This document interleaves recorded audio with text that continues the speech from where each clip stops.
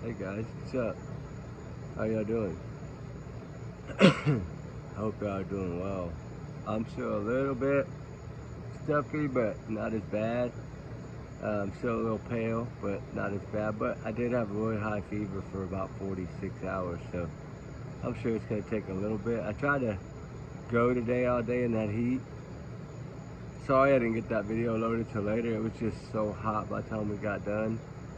Oh my goodness. We did about 4 videos today over about 7 hours at about 105 degree heat. So it was pretty rough. And when I did that video, I think we'd already been there probably about 4 hours. And I was just physically exhausted. We covered about 7 miles. I mean 7 acres, not 7 miles, I'm so sorry. 7 acres. It was crazy. I'm very tired, but it's probably, I want to say, I don't know, 11:30 p.m. probably.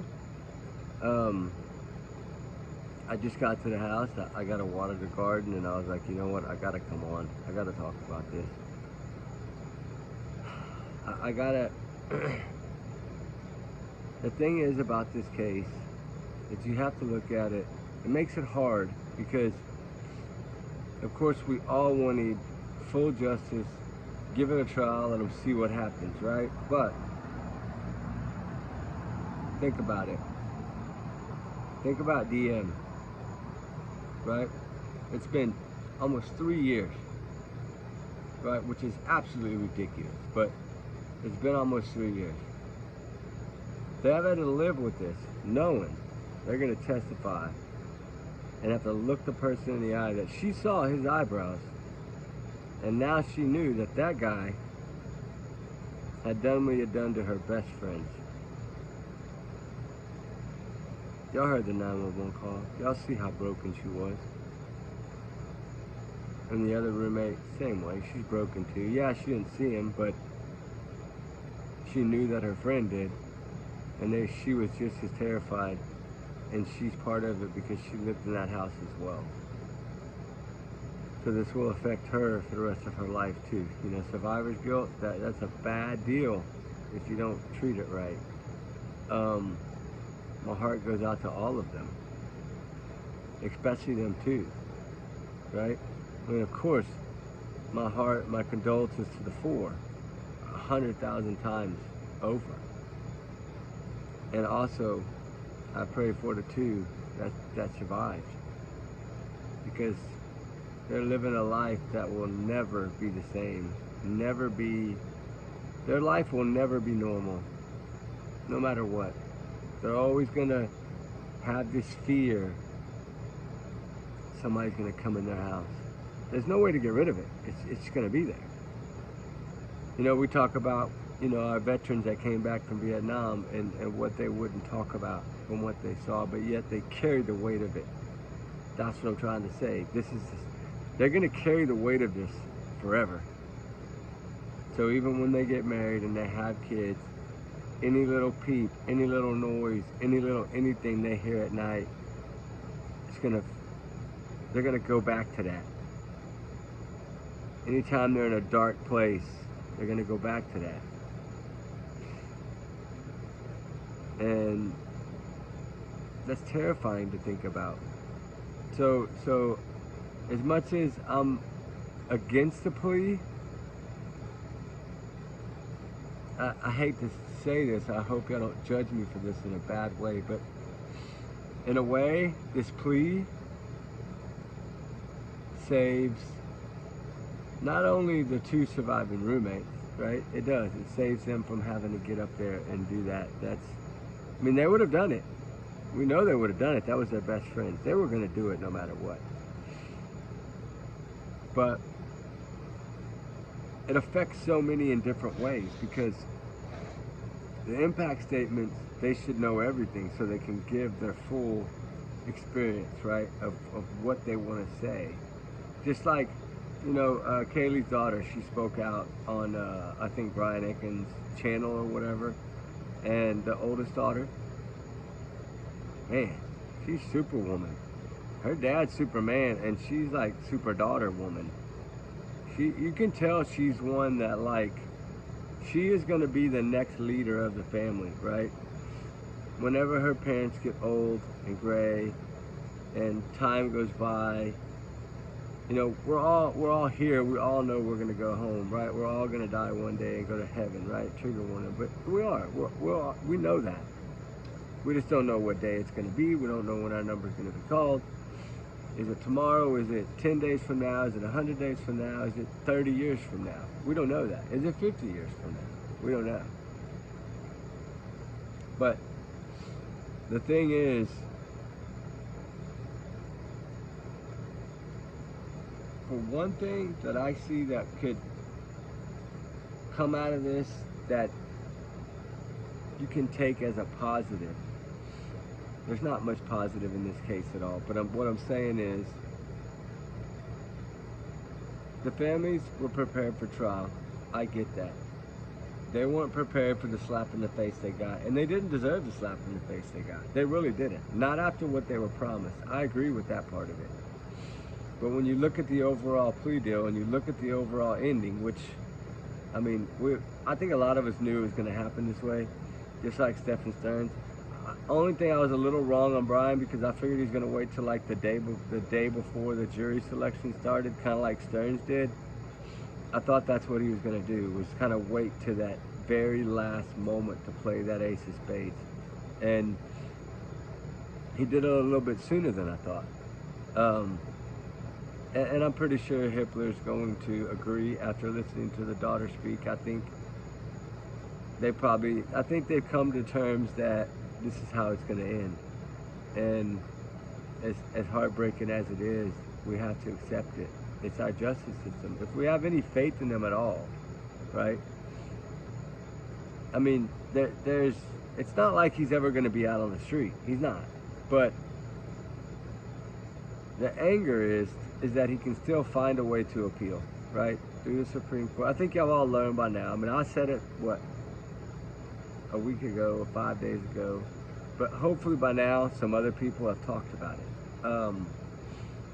Because it's important to understand that there's always a way, right? In my opinion only, this is only my opinion, and I don't know how y'all take this, but it's my opinion. I feel like this plea is not only going to put a little ease on the two surviving roommates, because now they don't have to get up there and look at him, and they don't have to see these photos. They don't have to bring that back to them. That they've had 2.5 years to kind of push it down a little bit, right? It's never going to go away, but they've learned how to cope, how to deal. They've been to counseling. I'm sure they have nightmares every day night. Bless their hearts. That's so sad, and to think about these. This is gonna happen to them forever. They're always gonna have nightmares. They're always gonna have problems. They're always gonna be scared. They probably never want to be by themselves.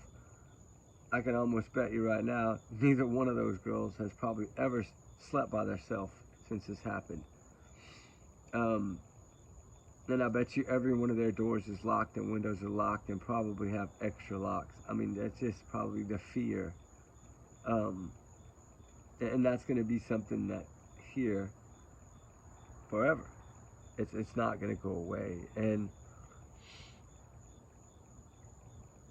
they're not going to have to relive everything. They're not going to have to look at photos. The families too. I'm talking about overall, everyone involved in this. Every family. They're not going to have to see this. And some of them may have wanted to. And some of them may not want to. And that's their choices. This is their children. I'm not here to say this is how you should do anything. I'm here just to say I see both sides. I think it should have went all the way. I think it should have went to trial. That's my opinion. Do I think that what happened here is kind of slapping justice in the face? Yeah, I think it is. I think it is because it was a 50-50 split. So to me, what's fair with the 50-50 split is go to court, go to trial. Because why? Because I always say, It's 50-50. Look at Karen Reed. It's 50-50. Look at O.J. Simpson. It's 50-50. You have a shot of your lawyer finding one little thing that can give a little reasonable doubt, a little non-reasonable doubt, like a little bit of a hint or something that might stick into someone's head, and then they get this in their head saying, oh, well, maybe it wasn't him. And, you know, all the proof was going to be there. But still, their job is to fight for his innocence, to save his life, right? That was the job of the lawyer. She tried everything she could. Nothing worked. He caught on to her quickly. That's what it was. The other judge didn't. This judge did. So her change of venue,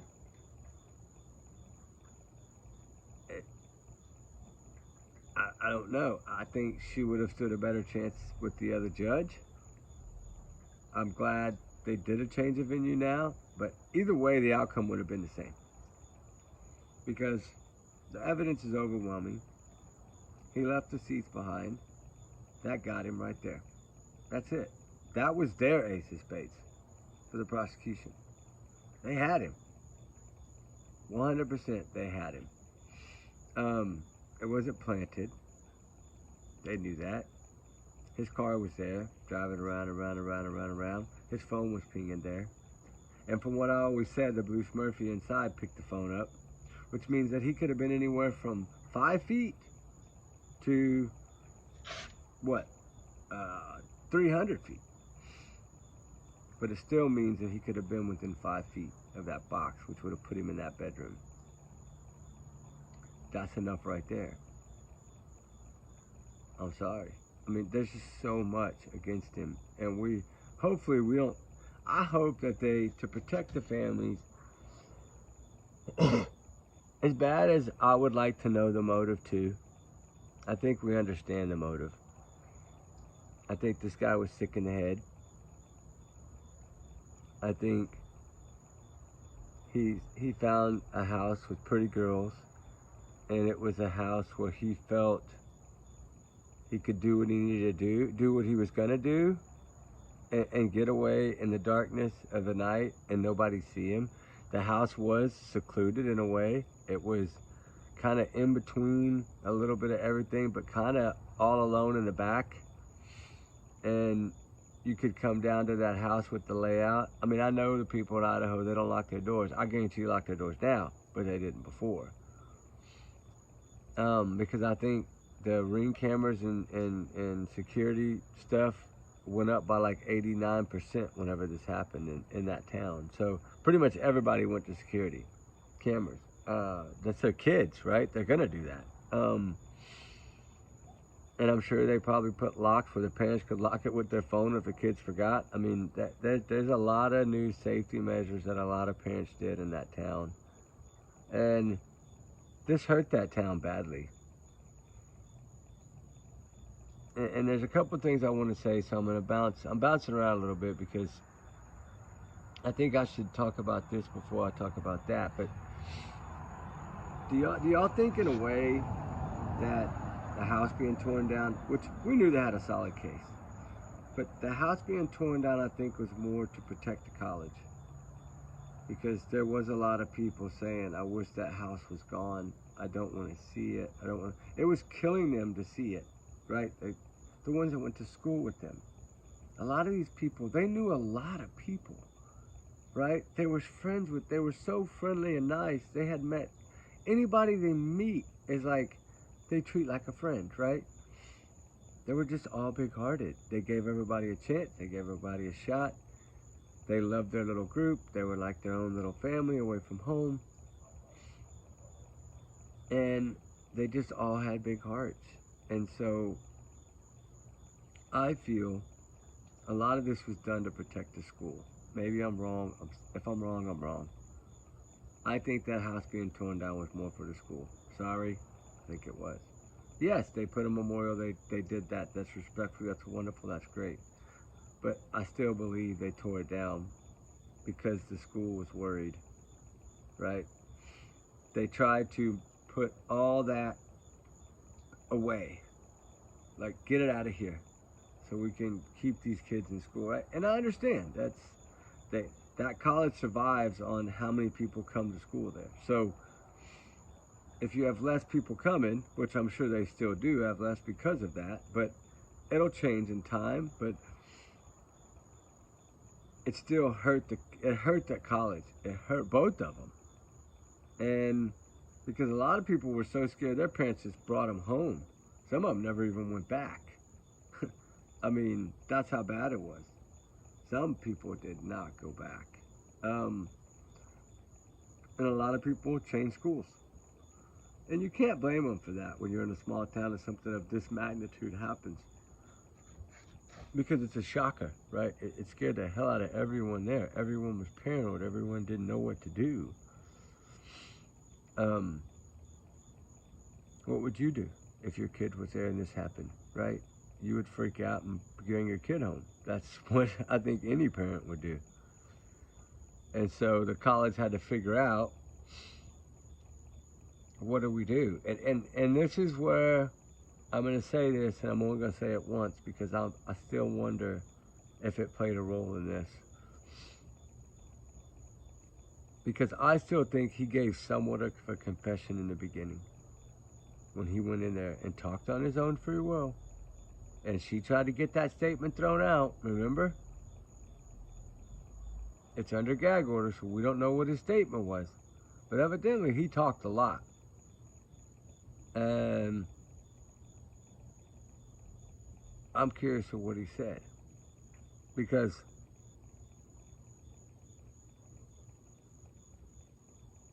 if we knew he was going to plead, like I could tell by his actions, right? And now if something would have stuck, they might have fought, right? But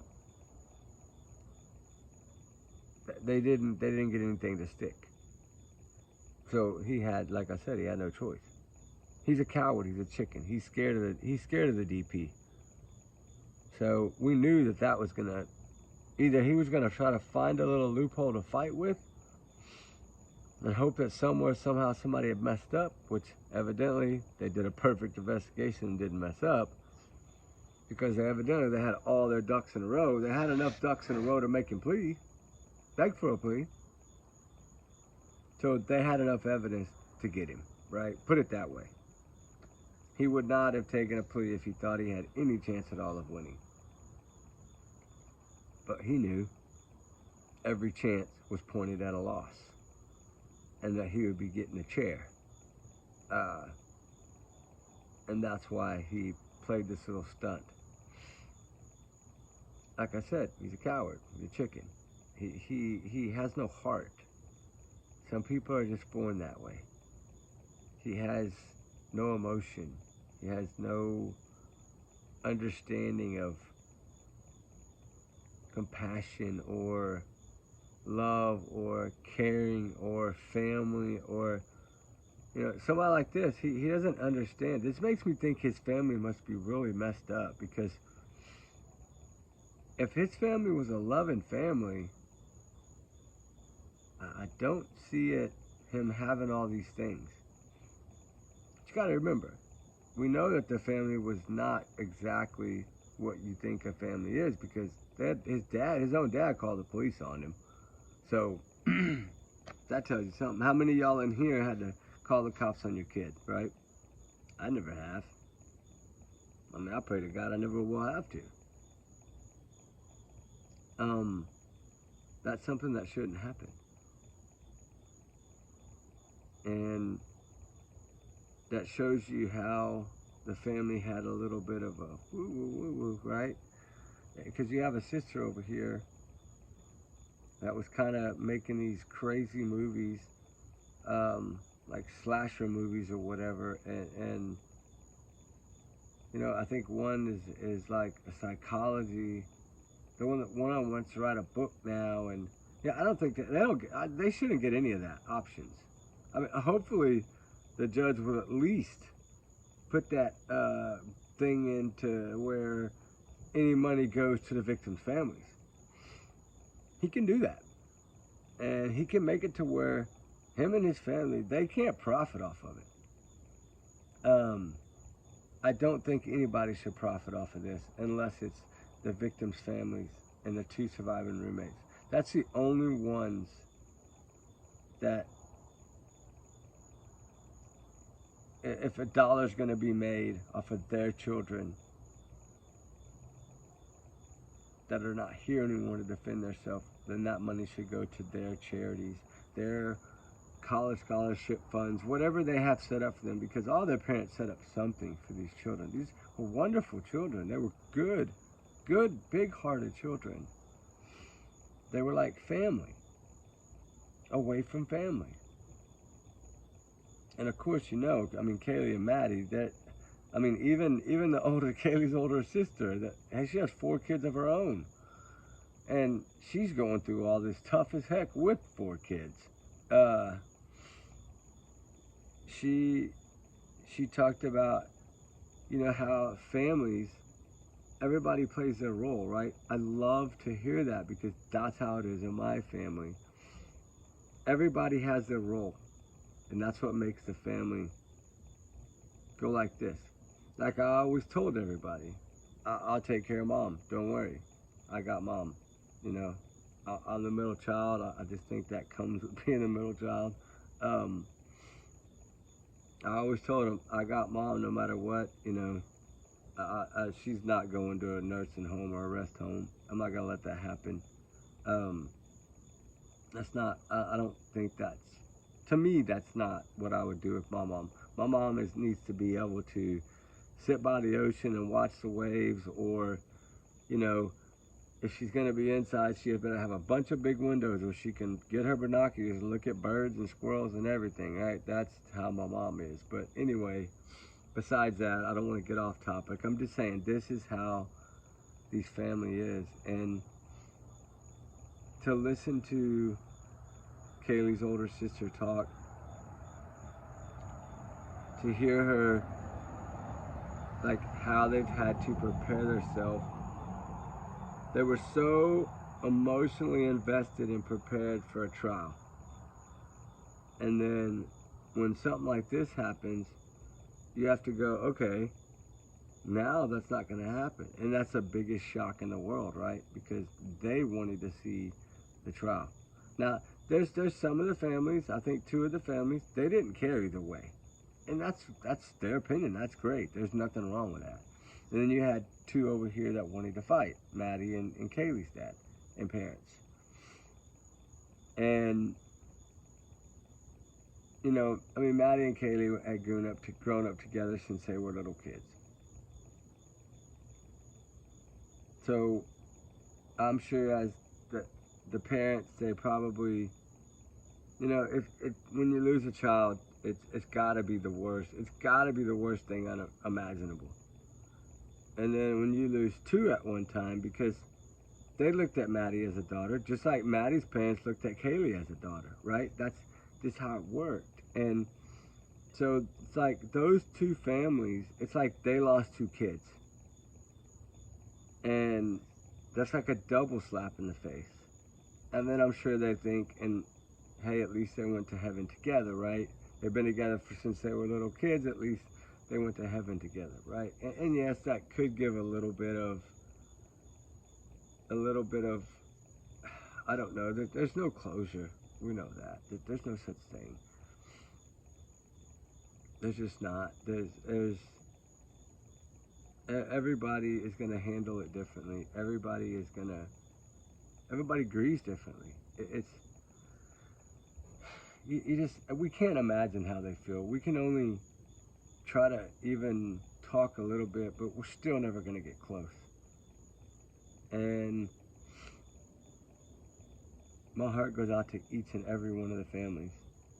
No matter what their decisions were, my heart goes out to every one of the families and every one of the victims and the 2 surviving roommates and Hunter, the hero that happened to just get everybody out of the house. And, you know, his life is shattered forever, right? I mean, he had to see his best friend and his best friend's girlfriend, and I can't imagine. That poor kid will never get over that. And he's such a brave young man. I mean, his parents raised a hell of a young man. I mean, shout out to you, Hunter's parents. Y'all deserve a pat on the back. You raised a very incredible young man.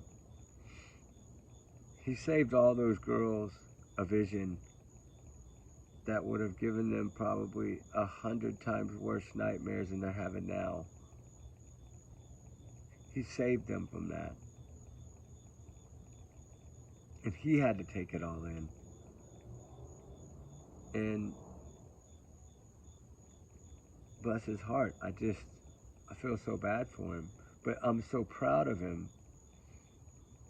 And I don't know the kid, but I'm still so proud of him for being so young, but being such a young man. Like, most people would like, I'm not going up there, right? I mean, he had no problem. And he was protecting the girls the whole time. And he was trying to say things to where they wouldn't completely freak out more, like unconscious when he knew it was more than that. What a brave young man to really save that language. Because if he'd have come out and been like, you know, whatever he really said, right? Instead of the way he put it, my God, all those girls would have broke down even more. I mean, they were going to eventually learn it, but he didn't want to learn it from him. And I'm just saying, he protected them in so many ways. And I'm just wanting to say, I'm proud of him.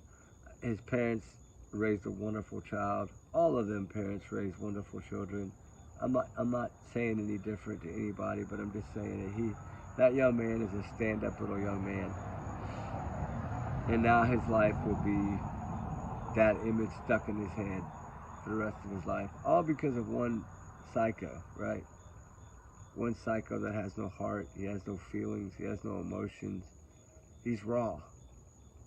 Like I said before, he doesn't have any sense of nothing. And that's why I wonder how he made it in criminology. I just don't get it in a way because, you know, I mean, I know he wasn't that great at it evidently because he made so many mistakes. You know, in the beginning, everybody thought they have nothing, that the person left nothing behind. And I knew, I was like, there's no way. There's no way, the way they figured things out so quickly, that he left nothing behind. He had to have left a major trail behind. And then we learn as we go, a whole bunch of things he messed up on. Which, I mean, thank God he did, because that's what really got him caught. But, I mean, I think the car, of course, there's a story about that, but I'm just saying, the car, I think, had enough, that was enough evidence. All the cell phone pings, that was enough. I mean, they still would have eventually figured out what it was because they had, you know, of course, the DNA and the car and the cell phone dumps. They would have eventually figured it out because as soon as they found the white car, even if it wouldn't have been bushy eyebrows, they would have actually known that car could have possibly been, they would have done a check, they'd have done it, and then they would have found his phone at that house all those wee morning hours. Then they would have put two and two together. So yeah, I think no matter what you would have done, even if he wouldn't have left the seat, I think they still would have found him. Now it might have been harder in trial, but I still think they would have found him. The case might be different, right? It might be a whole different trial, and it might be in trial right now if he'd have never left the seats behind. But I think he still would have lost because his DNA was everywhere, not just on the seats. It was in other places, from what I understand. Now I don't know. Maybe things will come out. Maybe they won't. I hope, for the parents' sake, that if they're gonna release anything, it only goes to the parents. And then the parents can decide what they want to release. Why do I say that? Don't get mad at me. Why do I say that? I say that because out of the fullest respect in a tragedy like this,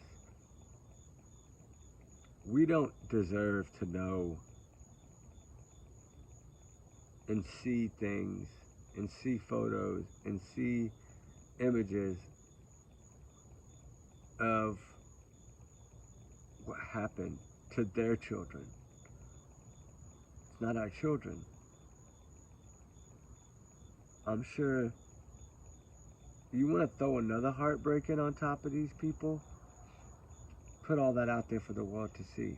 It's going to break their hearts even worse. Why do that to them? I say parents should get whatever they want to release, and then the parents decide what they want to do with it. That to me is the judge could at least do that. Or the judge could just lock it all down and say, no, nothing's ever be gag orders forever. Nothing's going to be seen. But only the parents are going to know, and that's it. And if the parents want to talk, hey, the parents can talk. I know a lot of y'all are like, no, don't say that because we want. I understand. I would like to know too, but I still have to respect the family and put their hearts up first, right? Because this is their children.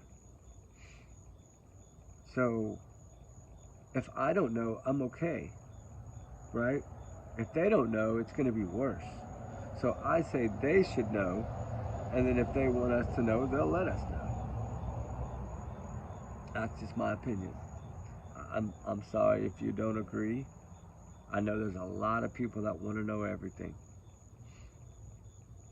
You know what? Maybe he gave a confession. I don't know. I don't know if he did. Maybe he wrote a confession.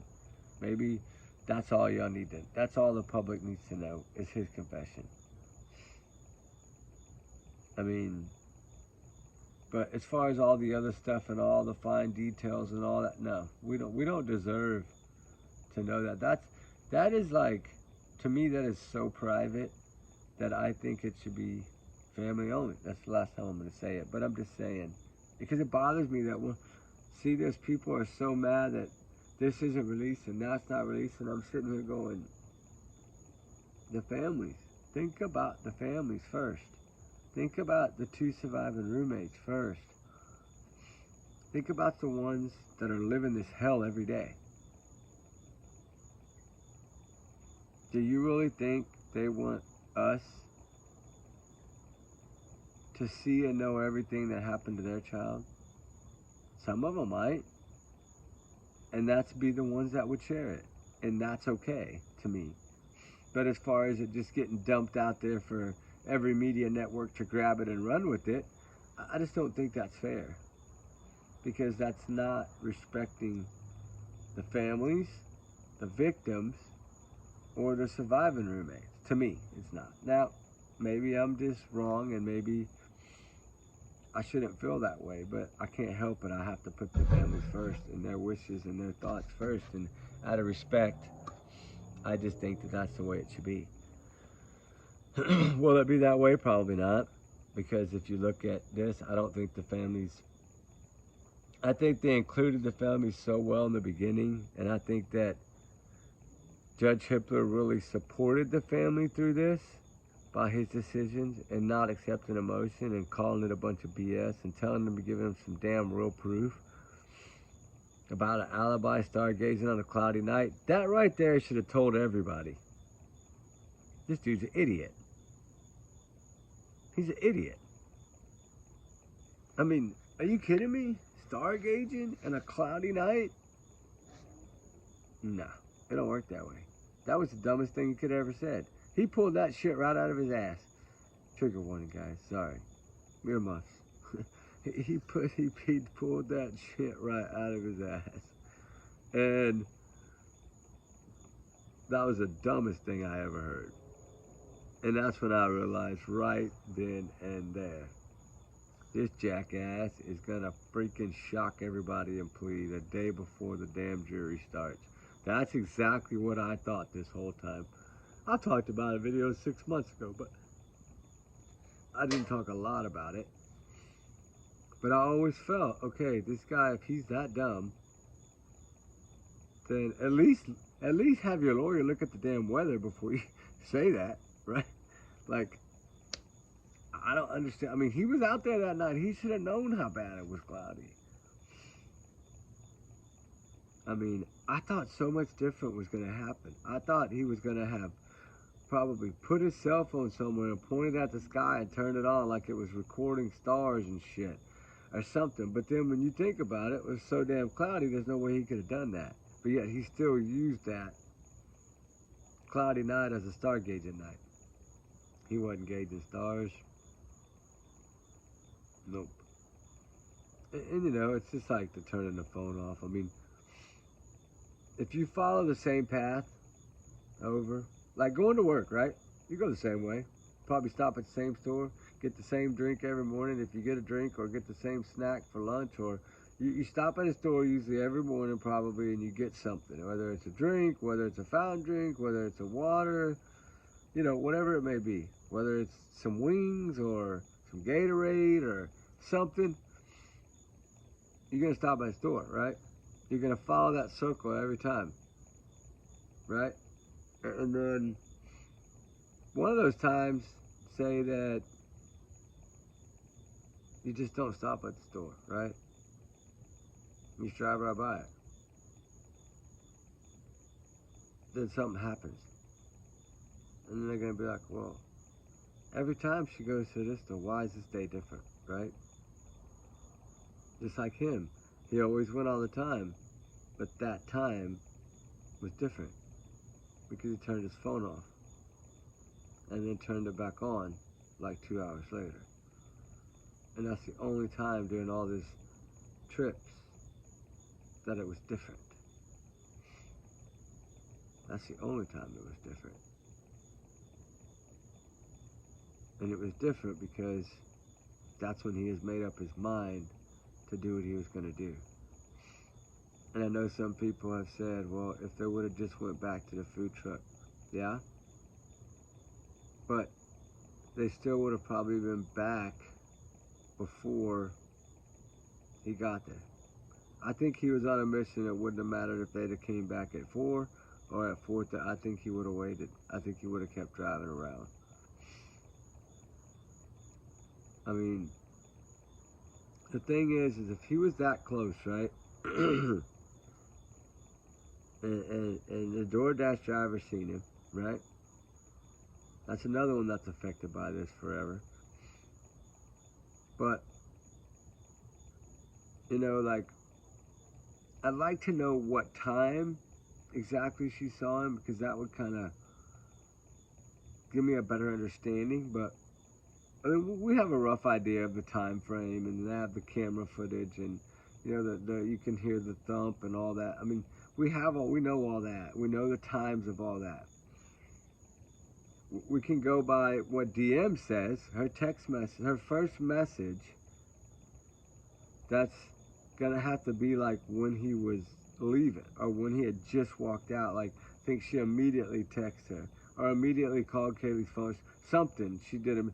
That time stamp will be like what they go by when he left. So if it was 4:19 or 4:17, I want to say they said 4:19, but okay, so 4:19 or 4:18 something, whatever. It was close to 4:19, but so if that's the case, and he had ran out around 4:17, 4:18, somewhere around in there, and he didn't drive off till 4:20, and he almost wrecked leaving, so evidently he can't drive either.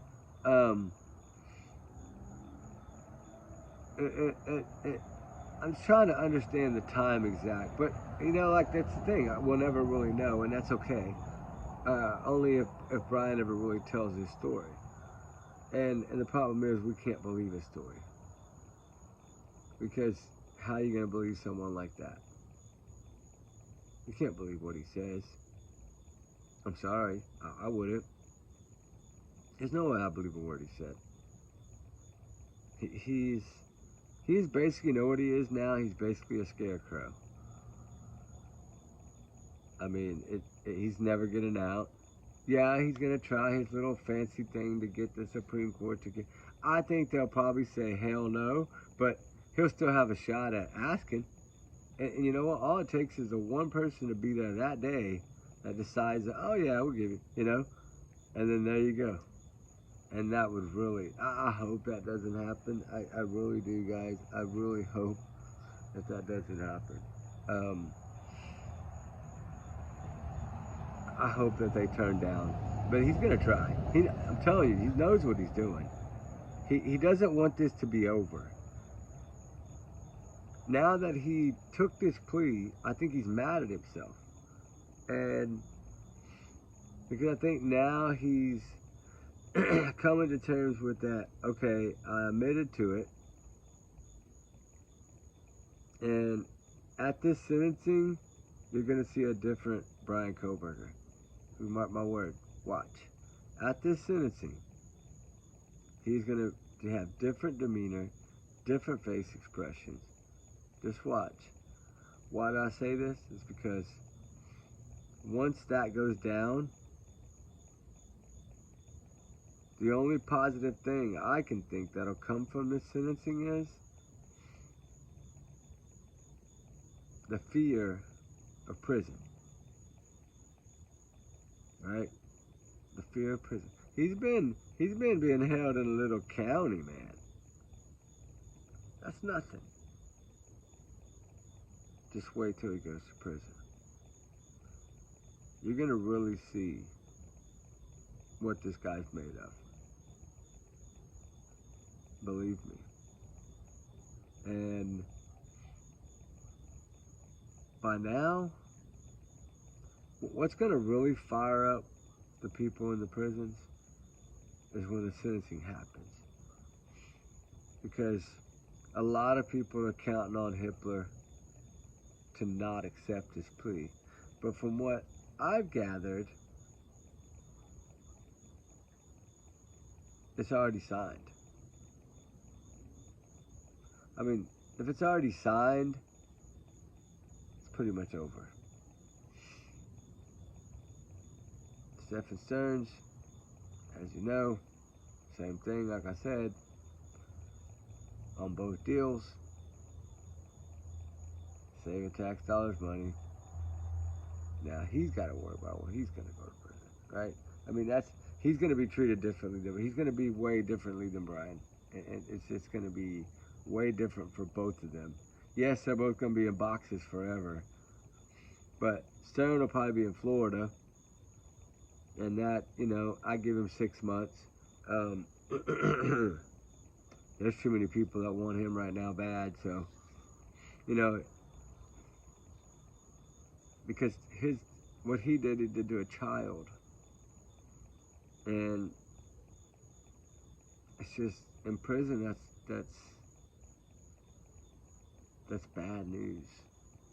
For those prisoners don't like that when it's a minor like that, and they don't like the way Bryan Kohberger did what he did either. Those victims, that's a horrible, tragic way to go, and he'll get his. I always say, if you're signed up for the DP and somehow you beat that, then there's another plan, and it's not our plan, it's God's plan. Now, I mean, eye for an eye is in the Bible. So I don't know. We'll just have to see what happens. But I know that people in prison, they get hurt every day. And some of them, it's like a constant routine.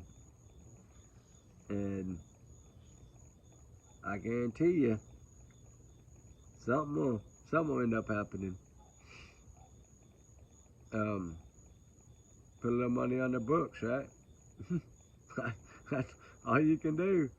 Because they're probably going to be in there for life too, so put the money on the books. Oh, I'm still so sweaty. I have not even had a chance to take a shower, guys. Holy moly. My hair's still wet. It's almost dry. My hat's almost dry too, but I can see that sweat ring coming up, so I know it's drying.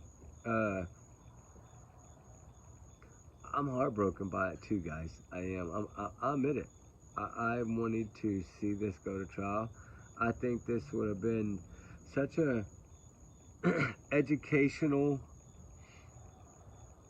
an educational case for true crime.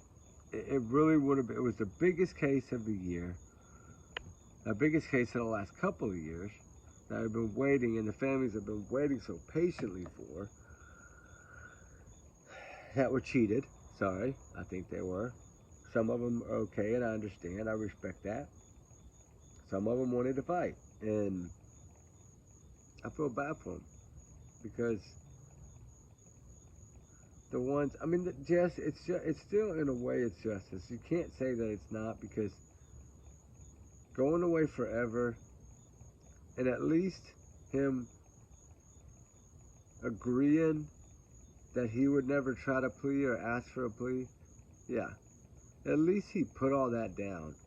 So when the Supreme Court sees it, if he try, which he will try to do that, I'm pretty sure. In about 5 years, he'll try it.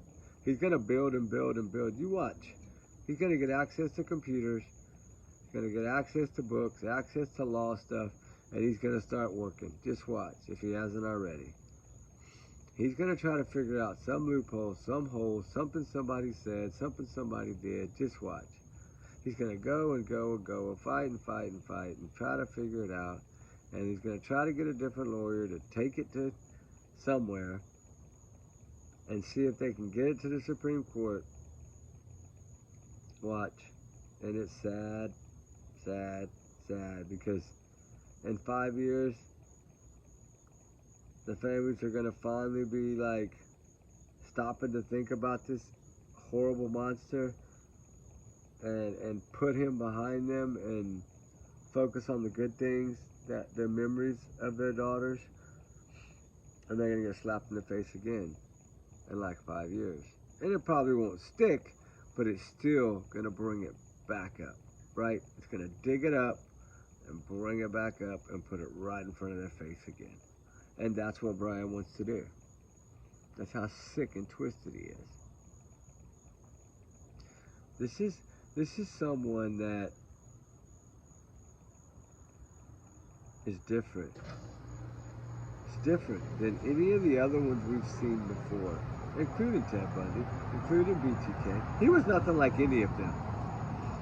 This is totally different. This was a guy that, I hate to say this, a lot of people are going to disagree with me. I know they are, but I'm going to say it anyway. I think he is so disorganized. He was not organized in what he did. Because organized would have meant you would not have been driving your car around on camera that many times. You would have parked way out of the way and walked, right? That would have been, if you're going to plan something, you're not going to put your vehicle and your cell phone, and you're not going to have been going over there every day or every other day and have your phone on. Because I think what he was trying to do was connect to their Wi-Fi, right? Which he did a couple of times, from what I understand. I don't know if we'll learn that. I mean, if stuff starts coming out, y'all will learn that. And then y'all will know that I was right when I said that. Because a lot of y'all didn't believe me, but yeah, it's evidently his phone connected. I don't know how many times. But from what I understand, I'm going to lean back for a second, I'm going out. What I understand is that that's what I understand. I don't know, we'll see. It'll all come out, right? We can just pray for justice for Maddie, Kaylee, Xana, and Ethan, right? That's who we need to just pray for, regardless of how the justice comes. As long as this man is put in there and the key is thrown away, and he is put in the meanest, roughest, toughest prison there is. And don't give him any guards. Just stick him in there. And I say just put him with the biggest dude in the prison.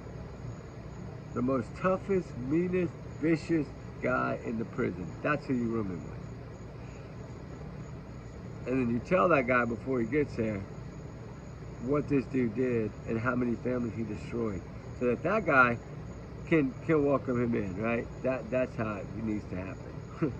I know it won't happen that way. I'm just saying that's the way it needs to unfold. But anyway, though, I just want to say I can't speak for any of them. I'm not family, but I can say, as we've gone through this journey of this case and learned more and more, we've learned it together, right? Learned more and more and more over the last 4 or 5 months. I told you Hipper was going to be different. Did I think he would do this? No. But, and I know some are saying it ain't over till he does it. I get that.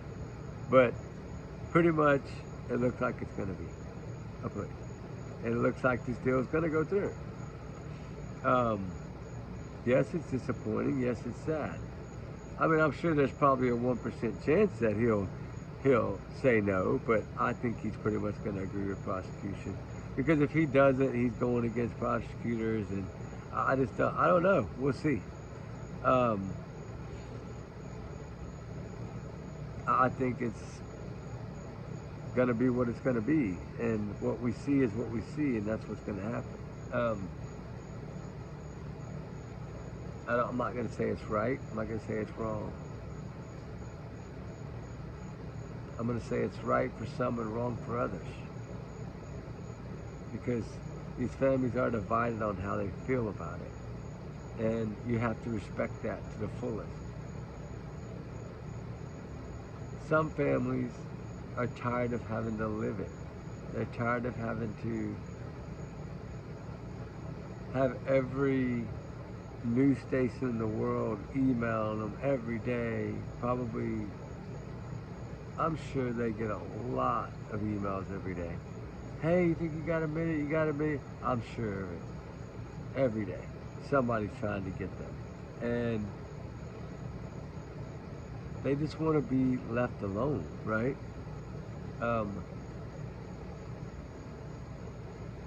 You know, Ethan's parents, they had the triplets, right?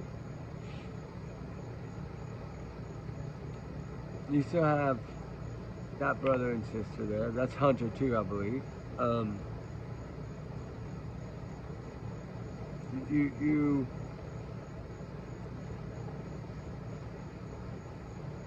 can't imagine, because, you know, when we talk about twins, or, you know, you feel like if the other twin's not there, you're lost, right? You know how twins are always kind of stuck. These are triplets,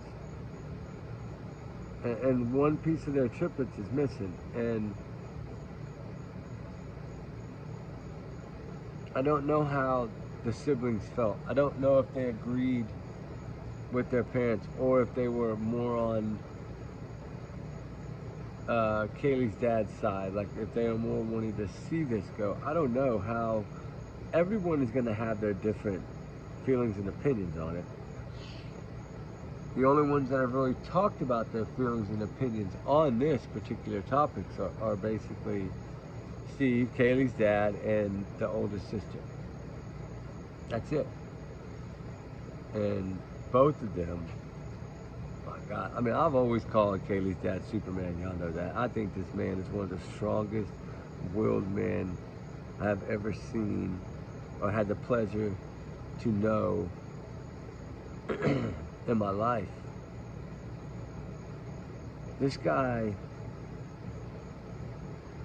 my God, it's one of those that you would never want to be on his bad side, right? You would want to make sure you stayed on his good side. And just to see that his, you know what I mean? Because his parents, imagine, were probably the same, right? It kind of repeats itself, and then you see it, because you see him, and everybody knows that he's like Superman, right? And then now you have his daughter, Kaylee's sister, the oldest one. She pops up and goes on Brian Ekins, and like, I'm like, are you kidding me? Another one? Like, this girl is like Wonder Woman. she's steel too. And I'm like, this family is like superpowers. And it's just to think that, like, that shows you how strong this family is and how they will not let this break them. And they have fought every day to get the full justice for their daughter. And I hate to say it, but to them, they're being slapped in the face, and that's sad. But we can't change that. Only one that can make any of this different is Judge Hipper, and I don't think he'll go against the prosecution. I really don't. I mean, we'll have to see, but I can't say for sure. But anyway, guys, my prayers and my condolences to all of them. My heart is with all the families, including the surviving roommates and their families. Hunter, the other Hunter, all of them. You know, I hope that I pray that their lives will still be successful and still be happy, and they can still go through their life. Yes, they're going to miss their friends. They're going to cry about their friends. They love those people. It's like they were like family, and they're never going to have them back. So that it's always going to be an empty spot. And that was a tight-knit little group. And they all loved each other. And I think Kaylee was like the strong one. I think Kaylee was the one that everybody looked up to.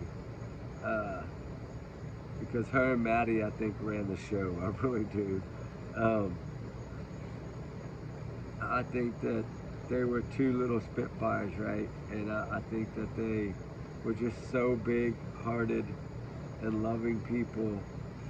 But they would stand up for what's right, and they weren't scared to say something. If they felt somebody's follower, if they felt somebody was stalking them, they were willing to say something. That says something.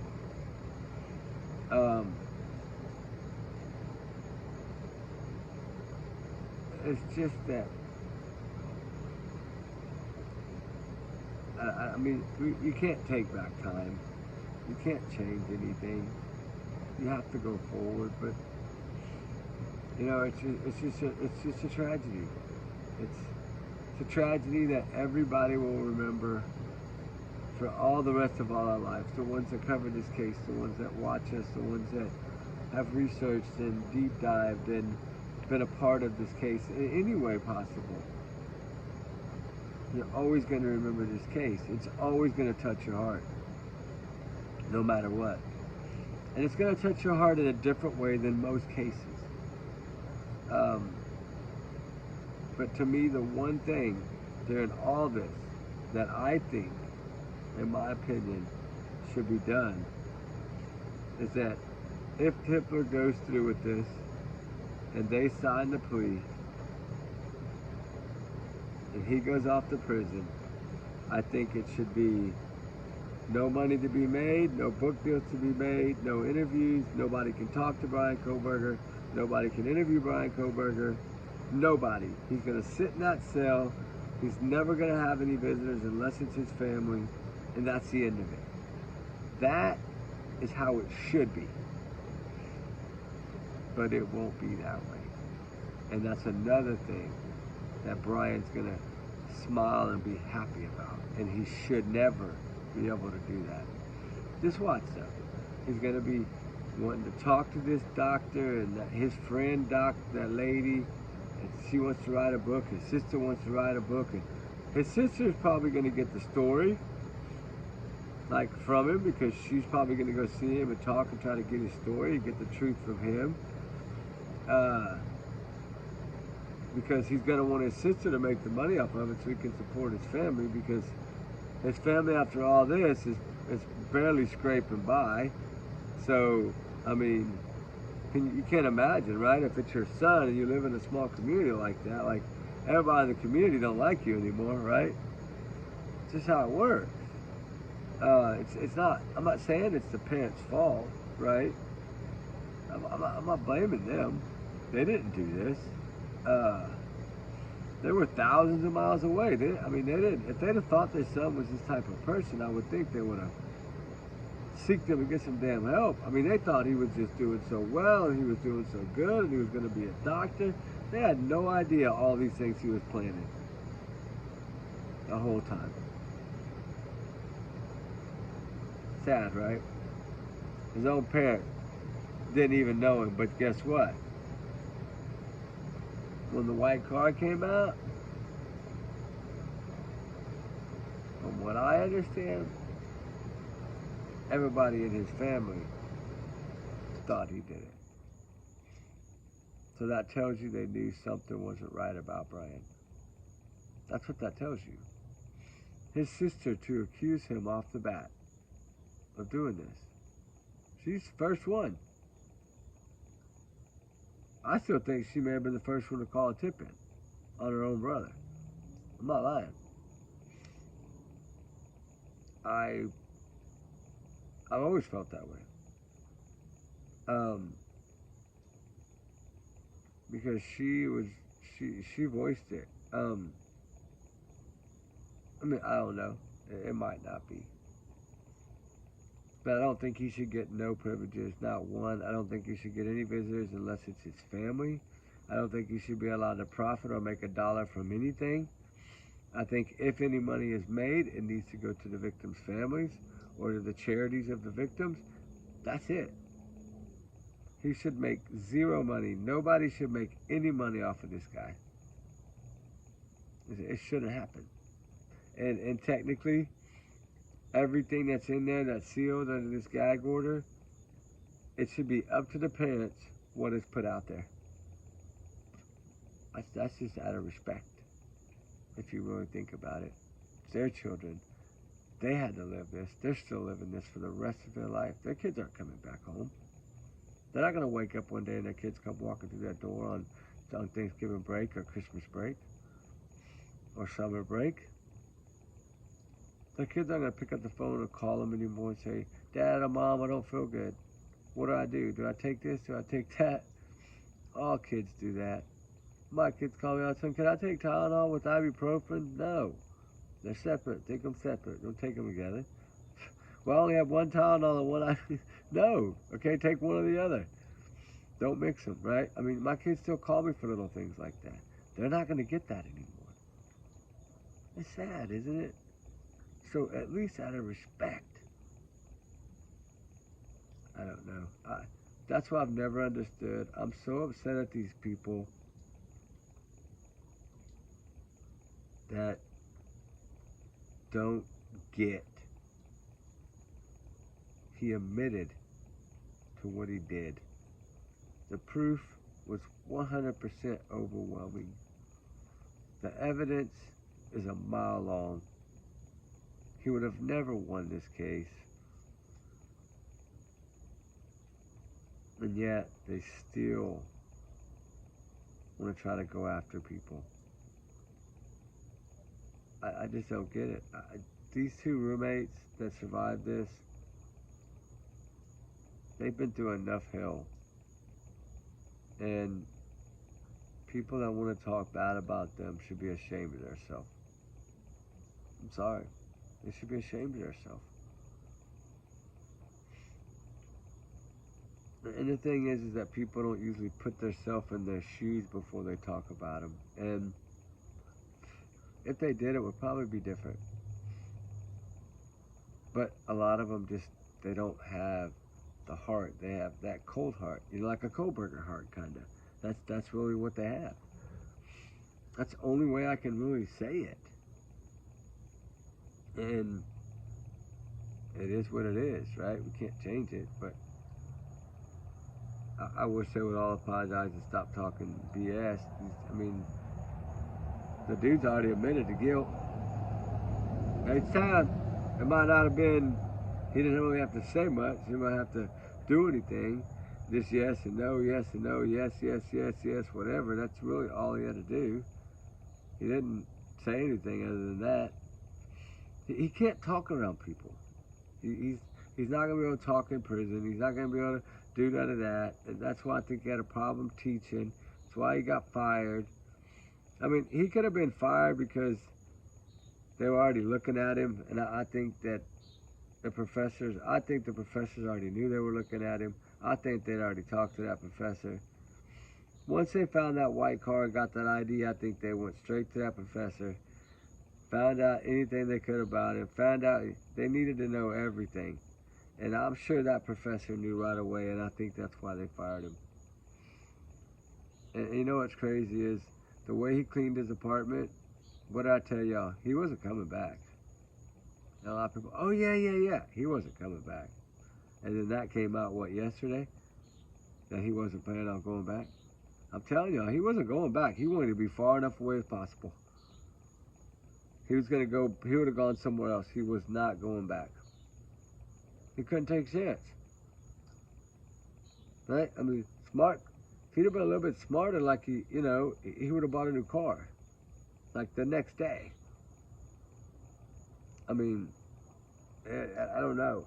It's just, you wonder, right? I mean, I'm glad he didn't do none of that. I mean, I'm just saying. They would have still found out because they would have found out the car had been traded in, and who traded it in, they'd have got in that way, but I guess so. I don't know.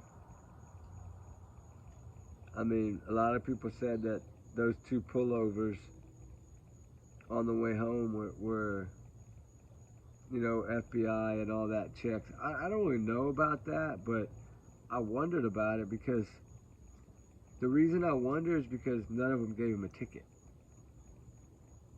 And they just pretty much looked at him. That one stayed right by the window the whole time, looking him up and down, checking him out.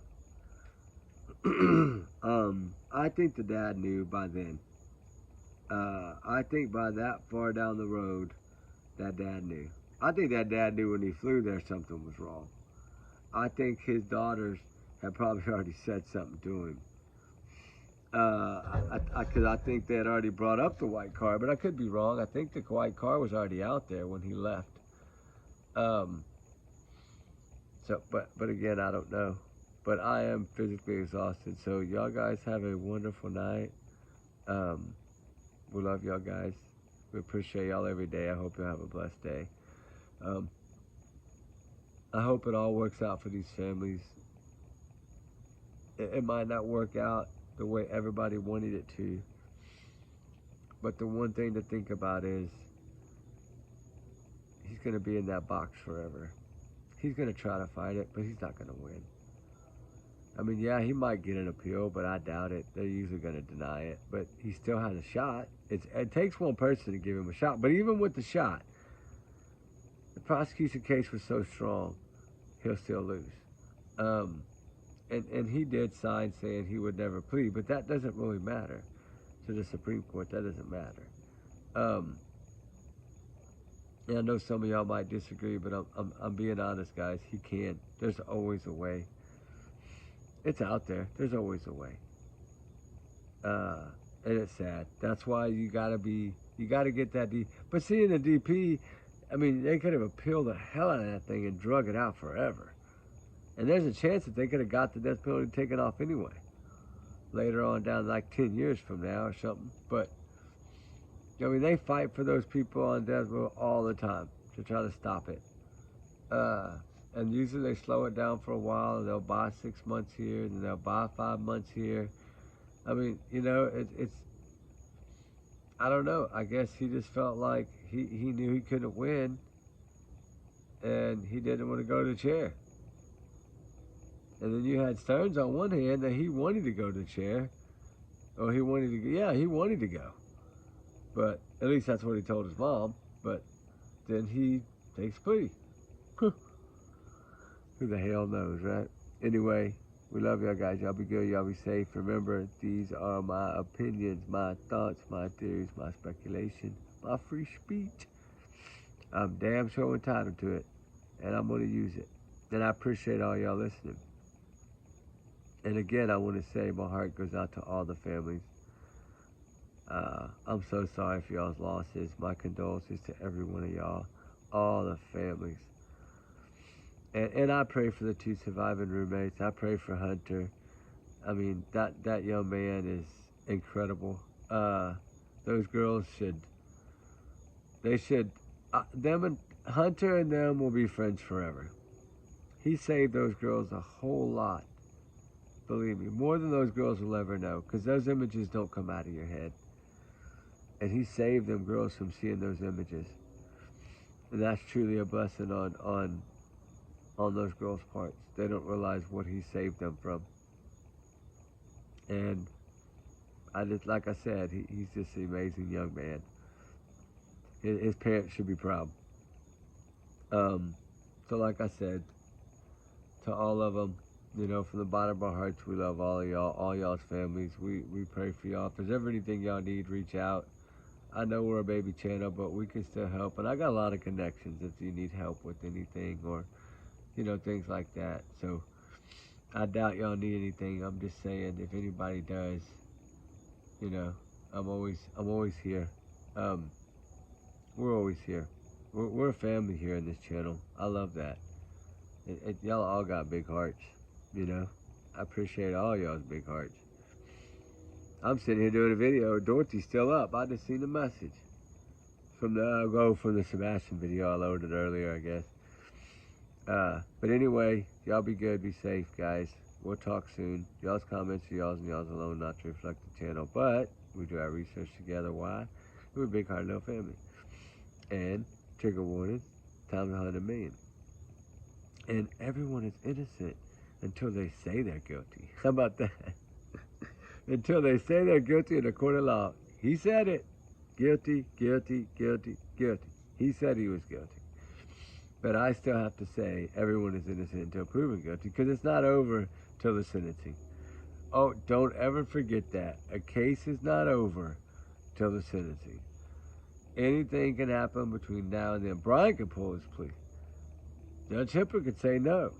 The lawyer could say, never mind, we want to fight. Or he could say, I want to fire my lawyer and I want to get a new lawyer. He could try anything he wants. I'm telling you, this dude's not done. Just get ready. He's not done. That's why I said it's better to ignore the hell out of him and not give him any damn attention at all. I'm not posting his face on this thumbnail. I don't think I'll post his face on another thumbnail ever again. I'm not going to give him the satisfaction of that. I'm not going to. It's not about him. It's about the victim. That psycho took their lives too soon. That's what it's about. For him, no, he just needs to go sit in a cell somewhere and never get out. 24-hour-a-day lockdown. Give him a box of crayons like they gave Stern and a book of paper once a month. That's all you get, buddy. That's what it should be like. No TV, no telephone. You're serving life. Why are we going to spend all that extra money on you? No. Hell no. It's our tax dollars paying for them. Why don't they ask us? Because I'll be like, nah, sit him in that court, just give him a box of crayons and the whole wing got to share them. And then they got to last a month. Y'all better color slow. That's all I can say. And you know, you got to take a couple colors out every now and then, so they might get mad because they don't have a color, and let them start bickering over colors, and maybe they'll fight each other off over a couple of crayons. Who knows? But anyway, guys, good night. We love y'all. We'll see y'all soon. Probably early in the morning, I'm sure. It's about midnight now, so we're finna shut this down because I still got to do Steph and Stearns. But I'll probably do that in the morning. I can't. I mean, I knew he was gonna do it. I figured it'd be both. Remember, I would have liked to have seen the one and then make him go through the other, but I had a feeling it was gonna be both. It's better for the system to do both. I get it.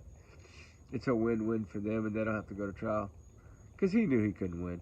He was even more screwed than Brian Kohlberger was. So, you know, it's about half justice for Maddie Soto too. Sad, but it's what it is. At least it's a form of justice.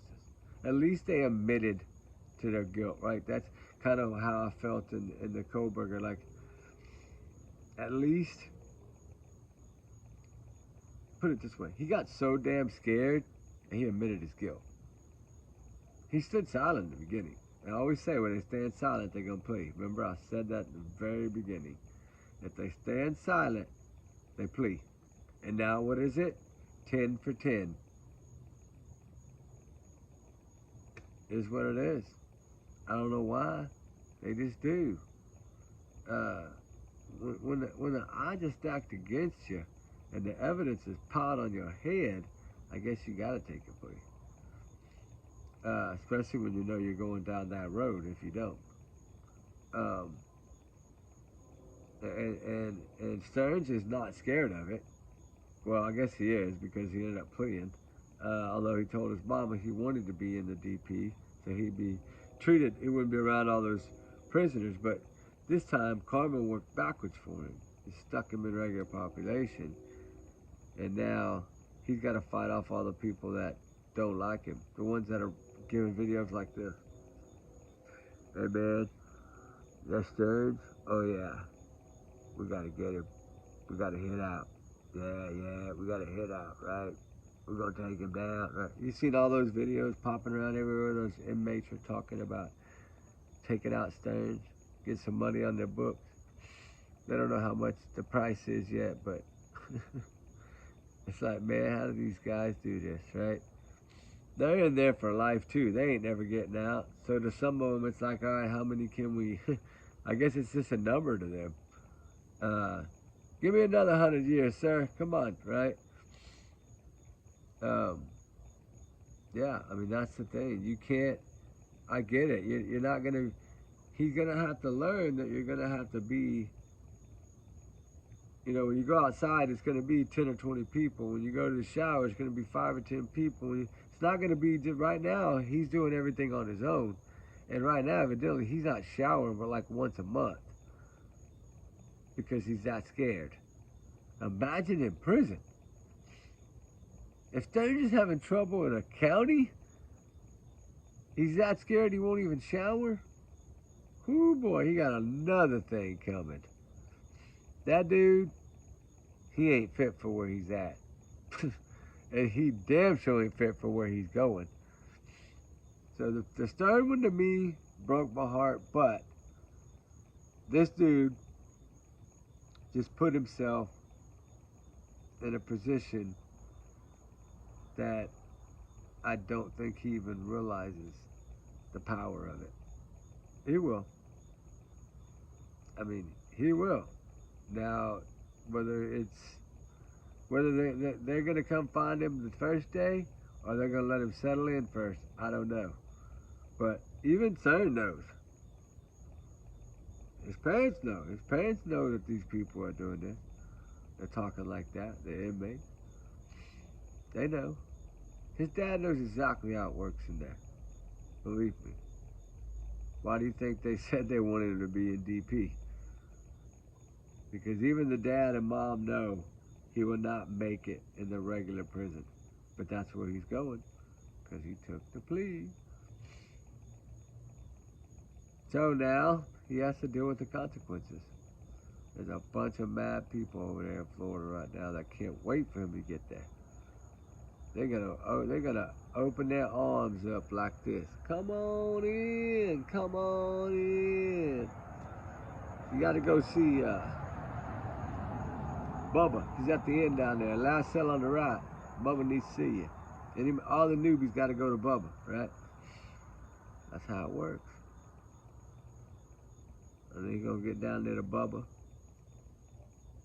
You're gonna say, all right, you gotta go to see Cletus. And you're gonna have to go see Cletus. And then they're gonna take him down the Deliverance River. I don't know. We'll see what happens. Anyway, guys, y'all have a good night. Justice for Maddie, Kaylee, Xana, and Ethan. I mean, Maddie Soto too. You know, justice for all of them. This is truly, we are learning something that 2025, what did I say a couple of weeks ago, a month ago, 2025 is different. Something has shifted. And everybody was so ready. Do you realize the amount of people that were so ready for this case, that had booked everything, news outlets, different YouTubers, different TikTokers? You know how many people were so ready for this case? That's why I didn't book anything. I wanted to go too. Remember I said, I'll go if it happens. This is exactly what I said. I never thought it would happen. And that was like 6 months ago, 7 months ago. I never thought it would happen. And that's exactly how I put it. If it happens, I'll go. I had a feeling he's a chicken. You can tell he's a chicken. Can you imagine how he is in that jail? From what I heard in the county, he acted smart the first 3 days. And then I don't know what they did. If they stuck him in a cell with somebody else and he learned the hard way. And now he don't do it or what. But yeah, evidently he was pretty tough to people in the first couple of days.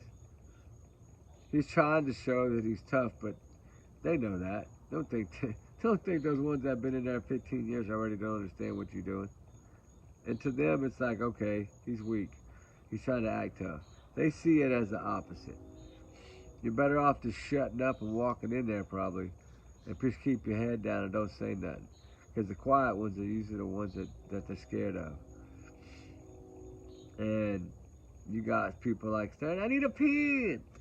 A real pen. You ain't get no damn pen. What you want a pen for? You need to write down. You in prison, boy. You don't need no damn pen. That's the problem. They spoil shit out of these some bitch. Don't give him no pen. Don't give him no crayon. Don't give him no marker. Don't give him nothing to color with. Let him try to make his own paint out of his food, cranberry sauce or whatever, like they make lipstick out of. That's in the girls' prison. They use cranberry sauce for lipstick. I've heard of all these crazy things. It's crazy, some of the stuff how they utilize stuff in prison. But you got Stearns, though. He's on so many medicines. That dude, well, now he's not, because he ain't getting everything he had when he was able to go to the smoke shop and all that, right? He ain't getting all that stuff no more. So, his days of that are over. His days of running around kiss me are over. His days of going to the smoke shop or going here or there, it ain't happening no more. But everybody else's life in kiss me's going on. But his ain't. And I sure hope he's gonna take Jen down. We'll see. But anyway, talk about that later. To all the victims' families, much love from us. We love all y'all. And y'all know I always call Kaylee's dad Superman. I think he's been the voice for all these families, and he's an amazing man. One of the biggest hearts I've ever seen in my life. And now to learn that his older, beautiful daughter with 4 beautiful children, happily married, spoke out, and bless her heart, my God, she is so strong and so brave. But that poor thing, when this is all over, she's going to need a few days, because she's going to have her breakdown. But you know what? She's tough. She's got her family to support her, her mom, her dad, her brothers, her sisters, her husband, her own kids. She's going to have all the support she needs, I pray to God, because she's going to need it. She's been having to be so tough this whole entire time and not miss a beat, that when all this, it's not, now, they were so programmed for trial that they were still thinking, okay, 3 or 4 months we got. That's how they were thinking before they have to face reality, right? Because as soon as it's done, that's when it's going to set in. That's when they're going to realize, okay, it's done. Like, we don't have to fight no more. And then it's going to hit. And I hope and pray to God that this family is somehow going to be able to, after the sentencing, after they read their papers, leave there as a family. Of course, they're going to have to go by the gravesite and pay their respect to Kaylee and let her know what happened. And then they just need to get in their car and go somewhere to the beach or something, to a rental property or something, and just spend a few days as a family and grieve. Because they haven't had a chance to yet. And they desperately need to. Everybody comes to a breaking point eventually. Usually it's at the end of the trial. And they're not going to get that trial, so they better get ready because it's coming quick. I pray for them. I hope, I wish them the best.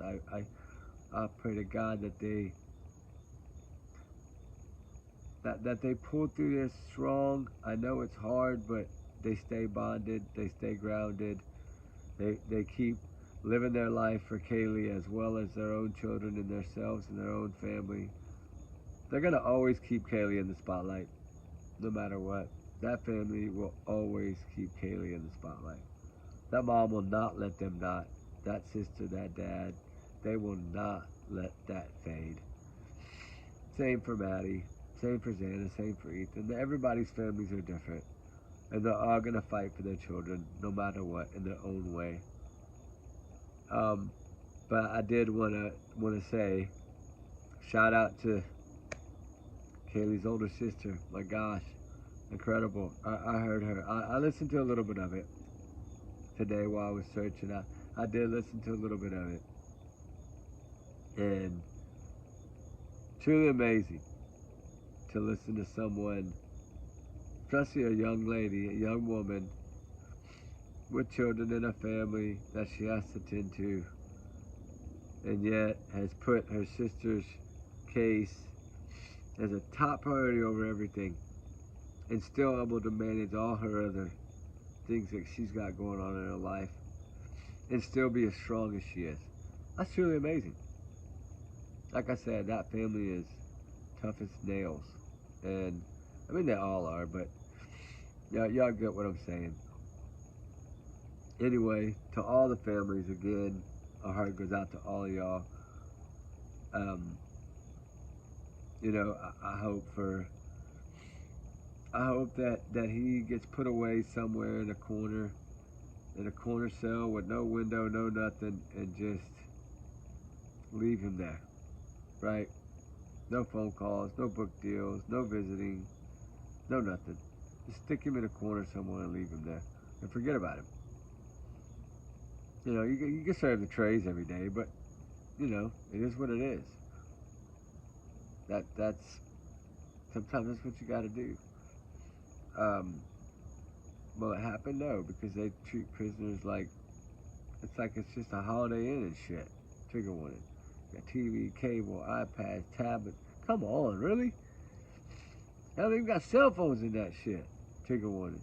That dude, those goddamn people were leaving those things about taking Brian out they will have their own cell phone in there. That's crazy. How the hell you get a cell phone in jail? I guess I'm old school. I'm lost. I don't know how they do it. But anyway, y'all guys, a wonderful night. I'm out of here. I gotta go shower. Look at this. I'm a mess. I'm a wreck. Y'all probably never seen me with my hat off, but luckily at my age, I still have a full head of hair. Probably look cool right now because I've been soaking wet all day. See the salt? Look at the sweat. Yeah, looks bad, but yeah, I got full head of hair, thank goodness. But my grandpa did. He had hair at 85, so hopefully I'll have my hair. You know, my brother, he started to lose it back here, but you know, everybody's different. We'll see. But anyway, I can get a wig, right? Well, y'all just tell me what color. Don't matter. I don't care. Y'all want me to wear purple one day, green one day, red one day? It don't matter to me. Let me know. That's only if I start losing my hair. I'm not putting a wig on, so that's right too. Anyway, guys, we love y'all. Y'all be safe. Be good. Remember, it's educational. It is. And this really is educational. We're learning a lot about these cases, right? We're learning that no matter what, when you think you got a solid case and you have a mountain of freaking evidence and you done torn down the house and then you smack them all in the face and let this dude plead. Y'all help these psychos. That's how I see it. Make him go to, if they'd have put him through trial, right, you know, that judge says no, Brian, come here, he's going to crawl under that chair. He would definitely probably try to run out of that courtroom. That's how terrified he would be if he had to go to trial. That's why he should go to trial. Experience a little bit of fear. I mean, he's going to get plenty of fear in prison for sure. Because he's going to make a lot of new friends, right? I know he's going to make a lot of new friends. You know, I know that, you go through certain things like, I had a buddy that's a guard at one jail. This is no joke. Huntsville, I think. Huntsville, Texas. And it's like a maximum security prison, I think. He says that you'll find that the mop sticks have people's names on them. And I said, oh, that's cool. So that way they know who they all use their own mops. He said, no. They name them from the people that they use the mop on. I'm like, what do you mean he said, well, they have two ways of using the mop on them. Either they beat them with it or they plunger them with it. And I'm like, I really don't know I don't want to know what plungering means. He said, you're right, you don't want to know. I think y'all get what I'm trying to say. And that's pretty scary to think about. And especially if the guards know it. That means the guards know it's happening. But they can't, I get it, they can't stop all that, everything that happens. I mean, prisons are ran inside by usually the biggest gang.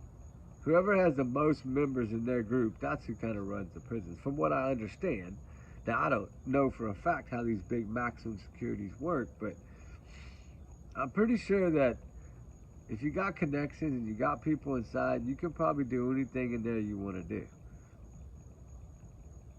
I mean, they got the paper all the time and hear about people in jail passing away, and you wonder. They always try to say it's an accident or something like that, but you wonder. You gotta wonder sometimes. All right, guys, I'm beat. I could keep talking, but I gotta go. Hour and a half. I was gonna do 20 minutes. All right, guys. We'll talk soon. Be safe. To Maddie, Kaylee, Xana, Ethan, I pray that y'all rest in peace forever. And be God's little angels up there. And just know that all y'all's families fought for y'all regardless of what people might think. They fought their own way, and we have to respect that. So, with that said, God protect these families, protect these surviving roommates and their families, protect Hunter and all their families, and get them through all of this and help them heal. And, it's never going to fully go away. You're never going to forget it. They're always going to remember it, but learn to cope with it, right? Give them the strength to cope and learn and try to grow from this, and hopefully get stronger as a person and understand more. Maybe I don't know. It's so tough to think about, right? Because you can't imagine what they went through. We can't. We can only guess. We cannot deeply imagine what they're going through because we don't know that. I don't know that. I don't know. Maybe some of y'all do, but I don't. Anyway, where'd that little... I just seen him. He's running around here somewhere. Eye of the Tiger. You haven't seen him in a while, huh? He's getting big now. He's like about probably this tall now. The Eye of the Tiger. That's that cat we kind of saved for Sebastian Rogers. He looks like he's got like a dark and light circles, and it comes down and it's got an eyeball. It looks just like an eyeball. It's like right by the back of his neck. So I called him Eye of the Tiger. That's Sebastian's favorite song. And I already told Seth I have this kitten for Sebastian. He's running around somewhere in the garden. He likes to hide under like these cucumber bushes and stuff because they're so dang tall. Look, these cucumbers go way up high. I have a bunch of cane fishing poles, the old-timey cane poles, and I put them together like in a thing and tie the top so where they can climb up. It looks like kind of like a Christmas tree, and that's what you see at the top of that 8-foot cane pole up there. Like, and then, you can pop the other end in, the smaller end, when you go fishing with. I like to go fish from cane poles. Me and my kids do all the time. They're fun. We always catch and release, but it's fun to go do it sometime. But anyway, it's enough about me, my life. Y'all have a good one. Prayers for all the victims, all the families, all the surviving ones. We all are always in our thoughts and prayers. I hope everything goes and everything works its way out the best for all of them. And I know some are going to be sad and some are going to be mad. Hopefully they'll find a way to, with God's help, to get through all of this, the best way possible. It's probably not the outcome they wanted, but it's an outcome they're going to have to accept. And as sad as that is, when they were promised what they were promised, yes, but if anybody has any reasons to be mad, it's the families. What they'll do, I don't know. what they'll say, get ready. That's all I gotta say. Probably ain't gonna be pretty. At least if Kaylee's dad speaks, it's probably not gonna be what Judge Hippler and the prosecution wants to hear. So they might want to put earmuffs on. And I don't blame him. I really don't. It's so hard, but you can't blame him for that. They're fighting. He's fighting for his daughter that's not here anymore. So of course he wants the maximum. Who wouldn't? I get it. And this slap in the face gotta suck. But you gotta say, okay, I can't fix this. I can't change this. So I have to deal with it regardless if I want to or not, right? And then, like I said, there's no such thing as closure. So you're not going to say this is closure because it's damn sure not closure. But for one, closure doesn't exist. But for two, this would not be, for some of them, this would not be closure. This is the last thing they wanted to happen. So you got to you're never going to make everyone happy. I get it. But I think Judge, out of respect, should have at least spoken to each of the families separately. And maybe he did. I don't think he did. Maybe he did. I wish the prosecution would have sat down with them beforehand and said, hey, this is what we're thinking about doing, right? Just include them in everything instead of stabbing them in the back and then slapping them in the face after you made promises that you couldn't keep. That's what pisses me off. So yeah, they have every right to be mad. I get it. That was lightning? Holy shit, y'all see that? That was lightning. I guess it came from over this way. Wow. Okay, well, I definitely got to go in. All right, guys, love y'all. And I already did all that. Okay, y'all already did. We did that. All right, remember, allegedly, take it as a grain of salt. It's all my opinion. Anyway, talk soon, guys. Love y'all. Bye.